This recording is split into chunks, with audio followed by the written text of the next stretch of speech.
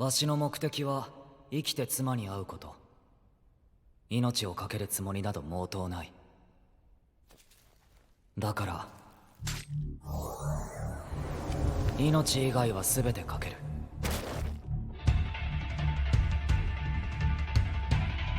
Because I'm still waiting for you to click that like button and the subscribe and the post notification button.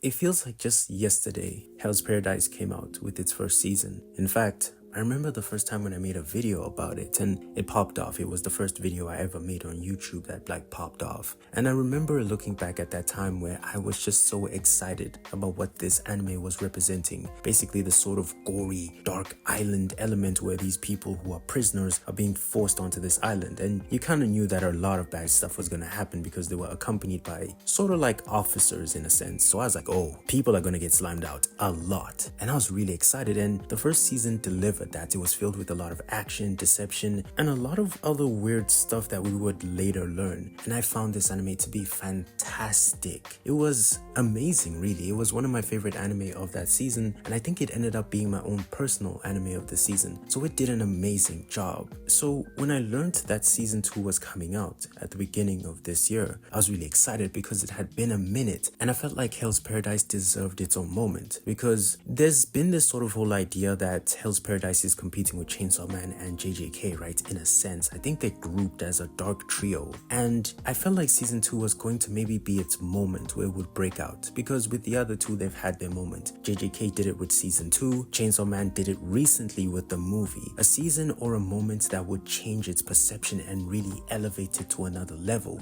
And yet here we are as season 2 is about to end and that moment has not yet arrived. I'm disappointed.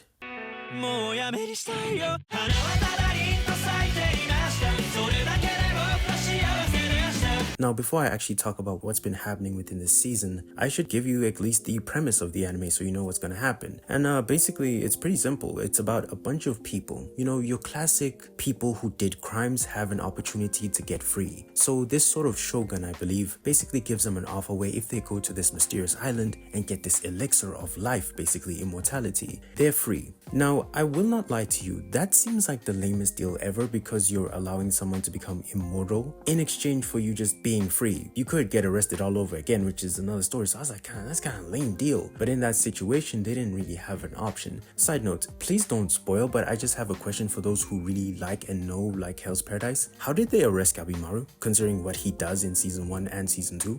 I just want to know that, but like, don't spoil. If it does spoil, then just don't tell me. But basically a bunch of chaos ensues because this island is filled with a lot of weird things, and you understand why people who go there do not come back.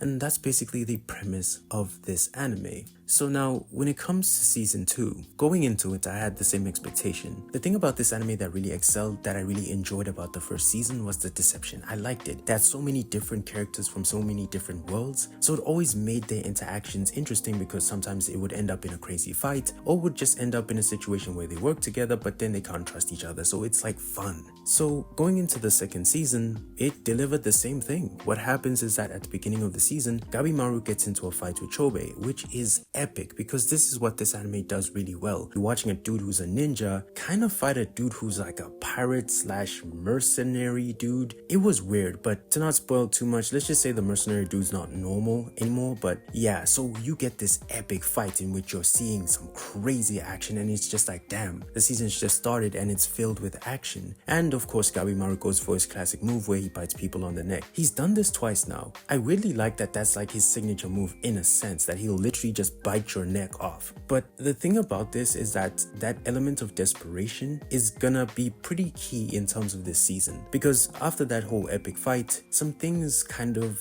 ensue. So Gabimaru goes through a process where he kind of loses himself a little bit, but he returns, and they come up with this idea that they're going to challenge the Tensen. Now, for those people who do not know who the Tensen are, the Tensen are basically just, well, the guys and girls of that island. They're the bosses in a sense. So now they decided that because they know how to use Tao, they can now compete with the Tencent, which is a bad idea. And a lot of these characters know it's a bad idea because they're not properly trained, but they don't have an option. It's either they get hunted or they become the hunter. And as such, they come up with this bunch of elaborate ideas that ultimately results in them finding the Tencent.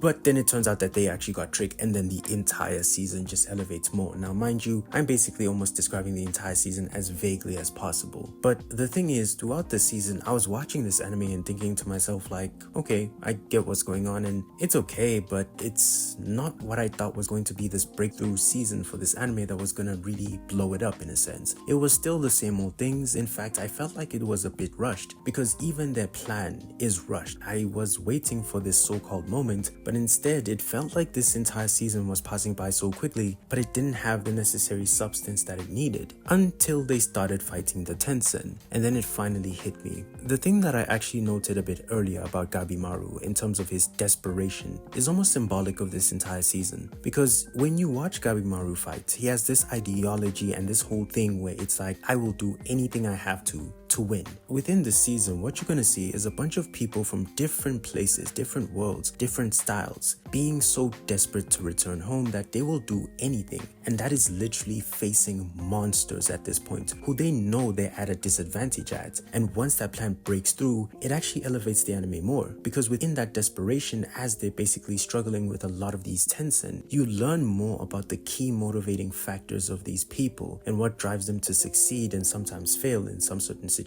Now, I don't want to spoil too much, but it makes it extremely special, because with Gabimaru, we learned that at the beginning of the season and like the first season that he really cares about his wife. Now, for a lot of us, we're not sure if his wife even exists, but she's such a motivating factor for him that she's literally the reason for him living at times. Even though he has this sort of mindset that he will lose his life if he has to, he's bypassing it because he wants to return to his wife, which has become something that is so profound because it's keeping this man living in such a dangerous island. Meantime, his entire style kind of just doesn't mind him losing his life, which is a contradiction in a sense, so he's always confused. So in the beginning of the season, this whole thing of him being very confused about himself and not knowing himself is very symbolic in a sense, and that's really good. Then you meet other characters like a person like Tamiya, who's this dude in a sense who's kind of searching for something. He's searching for something that's going to give him a big name, but he doesn't necessarily feel fulfilled. There's something about his actions as a samurai or a swordsman that almost make you feel like he's looking for something, but he can never find it in a sense. And when you notice him get into a bunch of fights and be so desperate that he will literally just do whatever it takes to succeed, it shows you that this is a man on a mission to make a name for himself. But why?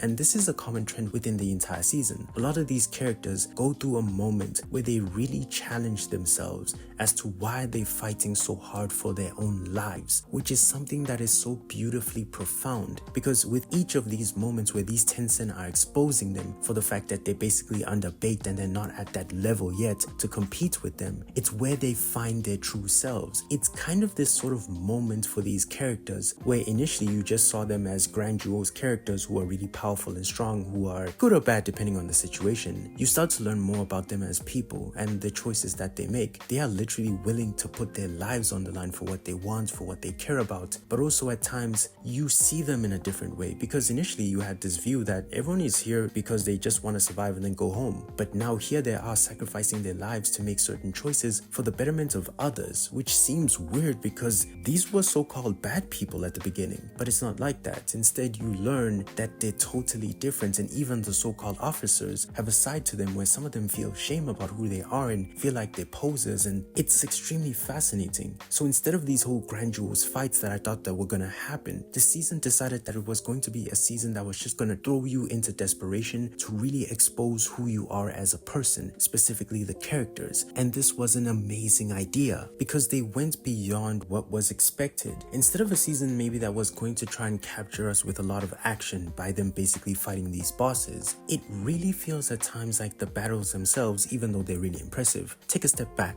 In those moments, you kind of just get what this anime is trying to do with the second season. And I think that their approach of taking this sort of thing of these bad people being put in a bad situation is different. You're questioning who they are, and also they're questioning who they are as they start to evolve, because sacrifices need to be made. It seems like within this journey, not everyone's gonna make it out, and as such, you're seeing people who seem to borderline be selfish selfish, either remain selfish or not be selfish. But it's very clear that this island will do a great job of exposing who you are and what are you willing to do to survive or just succeed. And this really amplifies the whole purpose of the desperation, the rush of the entire season, where you felt as though everything was happening so fast. What's going on? It's there for a reason. Because I think that that evolution and that growth that this anime puts on these characters is natural. You're not going to get your time. You're not going to get a training arc. You're not going to get an opportunity to just relax and try and figure yourself out. Everything's going to happen right now, and you need to figure yourself out now. But it actually is a really good reflection of that island. Initially, when they got on that island, they wanted us to really understand within the anime that this is a dangerous place. You don't have time to play around. I mean, if you think about it, Tamiya literally had to make a quick choice of cutting off his arm because he was either going to lose his life. So this anime has always been showing us from the beginning that you're going to have to make uncomfortable decisions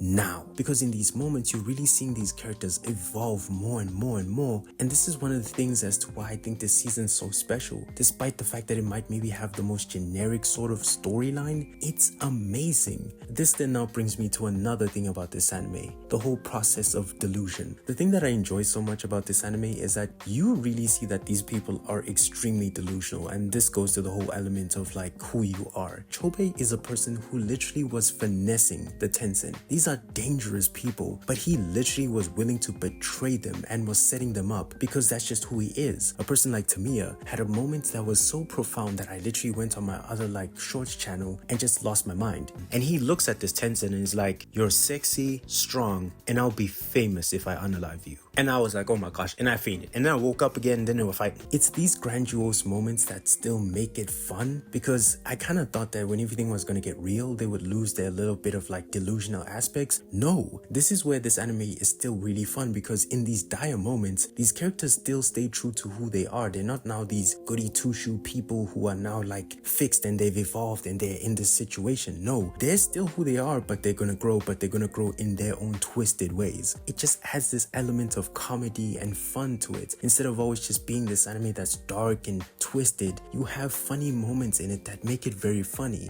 And this is why I think that this anime is really awesome. And like I said, maybe I kind of baited you at the beginning about it being disappointing. It did disappoint me because I did expect it to kind of do something else, but this take might be even better than what I wanted. But initially I was disappointed, but I'm not anymore. But it's because I stuck with it and I was able to learn. The thing is about that though, and this brings us to the negatives. I think the problem with this anime within this season is that it's going to be really hard for people to really jump into it, because I think that it does allow those who care enough to eventually figure things out. Like for example, I like the anime a lot and there were moments where I was frustrated. So imagine somebody who doesn't really know too much, or it's not even their favorite. I think you'd find yourself just thinking this is just a 7 out of 10 or 6 out of 10 anime. It's okay. And that's the narrative that's being pushed. It really relies on you being patient with it and appreciating the characters. If you are here because you appreciate the characters and you like them, you're gonna have fun with this anime. You're gonna really enjoy the second season a lot because you get to connect with so many of the different characters. The other thing that I've noticed, the animation wasn't the best until near the end, and Mappa just stepped it up. But besides that, I still think it's an anime that is flawed. I think that there's more flaws that you can find, but these are the two prominent ones that I found within this season that I think are one of the factors that might get people to not really watch it. Then in terms of the music and the OSTs,